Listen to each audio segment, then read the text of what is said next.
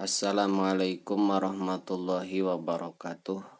Qala mu'alif rahimahullahu ta'ala wa nafa'ana bi ulumihi amin ya Allah ya rabbal alamin. Bismillahirrahmanirrahim. Tasyawufuka ari nyongsrong na anjeun ayyuhal muridu he murid ilama kana perkara batona anu samar ma fika di anjeun minal uyubi buktina pirang-pirang aib kacacadan anapsaniyati anu bangsa hate karyai sapertikeun ria wasuil huluki sareng goreng akhlak wal mudahanati sareng antepan wahubir riyasati sareng cinta jadi kepala jadi pimpinan wal jahi sareng cinta keagungan ayatawajuhu himatika tegesna madepna cita-cita anjeun ila zawali ghairi zalika kana leungitna itu uyub biriyadati ku jalan riyadhah wal mujahadati sareng mujahadah merangan nafsu wa talabut takhalusi sareng nyuprih bersih minhu tina dzalik walayakunu sareng tebukti itu tolab fil golibi dina kagalibanana illa alaya disyaihin kecuali eta lewat tanganna guru kamilin anu sampurna nasihin anu nganasehatan khairun eta langkung sae minta syawufika tinimbang nyongsrongna anjeun ilama kana perkara hujiba anu dihalang ma an kati anjeun minal guyubi buktina pirang-pirang perkara goib min khofayal qadari buktina pirang-pirang anu samarna takdir wala ta'ifil ibari sareng pirang-pirang kalembutan pirang-pirang contoh wal asrori sareng pirang-pirang rahasia al ilahiyati anu bangsa kapangeranan wal ma'arifi sareng pirang-pirang kanyaho ala duniyati anu bangsa laduni wal karamati sareng pirang-pirang karamat al kauniyati anu bangsa perkara nu aya liana dalika karana saestuna tasyawufuka hadu nafsika eta bagian nafsu anjeun walayasa sareng henteu limaulaka eta tetepikeun pangeran anjeun naon syai'un hiji perkara mahu sartana itu zalik fala taqsid atuh ulah ngamaksud anjeun hak kana uyub bi amalika ku pirang-pirang amal anjeun wala tusgil sareng ulah nungkulkeun anjeun qalbaka kana hate anjeun biha ku uyub wala tarkan jeung ulah condong anjeun ilama kana perkara dhaharo anu dhahir anu nemrak ma laka ka anjeun minha tina uyub fa inna dzalika da saestuna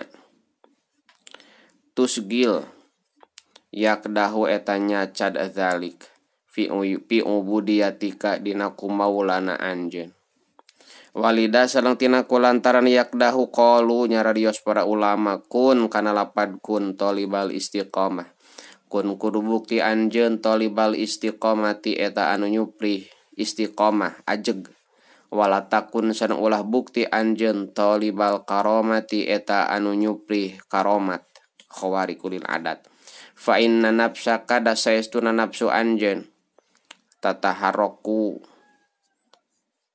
eta obah-obah nafsu wa tatlubu sareng nyuprih nafsu al karamata kana karomat wa maulaka sareng ari pangeran anjeun yatlubu eta nyuprih maula ka anjeun bil istiqamati kana istiqamah wala antakuna sareng yakin ari yen bukti anjeun bihaki maula ka eta tetep kalawan hak pangeran anjeun aula eta leuwih utama bika ka anjeun min antakuna tinimbang yen bukti anjeun bihaddi nafsika eta tetep kalawan bagian nafsu anjeun. Sumakola teras ngadauh musonif al-haqqu ta'ala ari Allah ta'ala laisa eta henteu Allah bimahjubin eta anu dihalangan. Aya laisa tegas nama lain naon al hijabu hijab waspan eta sifat lahu pikeun Allah subhanahu maha suci, lahu pikeun hak subhanahu maha suci hak. Wa inamal mahjubu jeung pastina ari anu dihijab anu dihalang. Aya al mutasifu tegasna anu kasipatan bil hijabi ku hijab anta eta anjeun bisipatika ku pirang-pirang sifat anjeun anapsaniati anu bangsa hate ani nadri tina ningali ilaihi ka Allah. Fa in aradta tah lamun ngamaksud anjeun al wusula kana tepi ilaihi ka Allah waduhula sareng kana asup pi hadratihi di payeunan Allah fabahas tah kudu naliti anjeun an uyubi nafsika tina pirang-pirang kacacadan hate anjeun wa alij sareng kudu nambaan anjeun ha kana uyub tasil tah bakal tepi anjeun ilaihi ka Allah wa tusahid sareng bakal ningali anjeun hu ka Allah bibasiratika ku paningali hate anjeun. Sumastadala tuluy ngalap dalil atanapi ngadalilan musonif alana pil hijabi kana ngeuweuhkeunana hijab hahalang ani Robbi ti pangeran biqaulihi kudawuhan musonif idlaw hajabahu syai'un lasatarahu ma hajabahu idlaw hajaba karana lamun ngahijab huka Allah naon syai'un hiji perkara lasatara tah yakin nutupan huka Allah naon ma perkara hajaban ngahijab ma huka Allah. Wadapa sareng nolak musonif bidzalika ku itu idlau hajabahu syai'un makana perkara yutawahamu anu dicipta ma min adam istihalatil hijabi tina henteu mustahilna hahalang fi haqihi dina hakna Allah taala lianal hijaba karna saestuna hijab inama yatakhidu eta pastina ngajadikeun hu kana hijab saha al udoma pirang-pirang jalma anu agung waru usa usareng pirang-pirang jalmi anu jadi kepala fahuwa tahari hijab yunbiu eta bijil hijab ani ribati tina kaluhuran wa yusiru sareng merenya ho hijab bil udmati kana kaagungan pamantah saha jalma pamin ayeuna tah timana jaa datang huka Allah non anak suka kurangan sifat kurang atau napi kakurangan wa hasilu dab'i sareng ari kesimpulan nolak annahu eta saestuna kalakuan lau hajab eta lamun ngahijab huka Allah naon sayun hiji perkara kama sapertikeun perkara huwa anu ari ma sa'nul udoma eta tingkahna pirang-pirang jalmi nu agung lasataro tah yakin nutupan se huka Allah walau kana sareng lamun bukti lahu eta tetepikeun Allah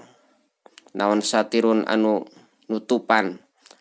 lakana tah tangtu bukti liwujudihi eta tetepikeun wujudna Allah aidati tegasna dat Allah naon hasirun anu ngepung listilzami satri karana ngamistikeunana tutup-tutup inhisorol masturi kana karingkesna perkara anu ditutupan pihi dina satru wa kullu hasirin sareng ari sakur ari sakabeh anu ngepung lisain kana hiji perkara bahwa taharikul lahu kana se kohirun eta anu ngalindih lianahu karana saestuna kul yamna eta nyegah kul hukana se mimma tina perkara atanapi mimma kana perkara warawahu anu tetep ma aya disetukangeun kul wa yuqasiru sareng ngawungkulkeun kul hukana se ala mahalihi kana tempat nase wa yajalu sareng ngajadikeun kul hukana se bi asri qabdatihi dina boyongan genggamanana kul wa tahta hukmihi sareng dina hukumanana kul. Wadalika sareng ari itu kana liwujudihi hasirun layasihu eta teusah dalik itu ieu dalik fi haqihi ta'ala dina hak Allah ta'ala liqouli karena aya dawuhan Allah ta'ala fi kitabihi dina kitabna Allah wa huwal qahiru fawqa ibadi wa huwa sareng ari Allah al qahiru eta zat anu maksa fawqa ibadihi saluhureun pirang-pirang hambana Allah. Fauqiyata makanin kalawan luhurna martabat wajalalin sareng makanatin martabat wajalalatin sareng keagungan lamakanin lain tempat. In kulta lamun ngucap anjeun kaifa ju'ila kumaha dijadikeun naon al hajbu hahalang malzuman kana anu diturut naon unaon wasatru wajuila kadinga wajuila wasatru sareng dijadikeun naon asatru tutup-tutup laziman kana anu turut ma annal hajba sarta saestuna hahalang huwa itu hijab hajbu teh asatru eta tutup-tutup kultu mangkanya rios kuring maknal hajbi ari maknana hajbi inama yusiru eta pasti namerenya ho hajbi maknal hajbi al fil urpi dina adat bima kana perkara taqaddama anu narimat diheula ma minaripati buktina luhur wal udmati sareng agung wal yusiru sareng teu merenya ho makna bihasril mah jubi kana ngaringkesna kana anu dihalang wa mana satri sareng ari mana lapad satri alal aksi eta tepan kana sabalikna bahwa atuh ari makna aladi eta anu yalzamu turut ladi hukana hajbu ma'an hisoril mah jubi sarta narima karingkesna perkara anu dihijab paju ila tuluy dijadikeun ieu makna satri laziman kana anu turut bisyartiyati dina syarat al ulanu kahiji liujala supaya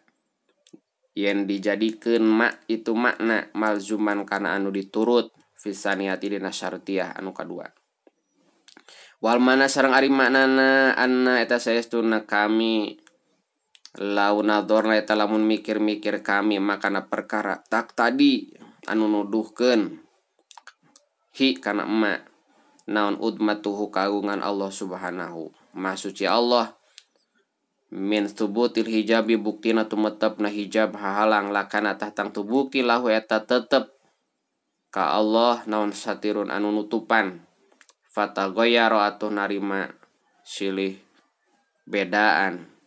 naon al muqaddam syarat watali sareng tali jawab bihada takwil ku ieu takwil wallahu alam.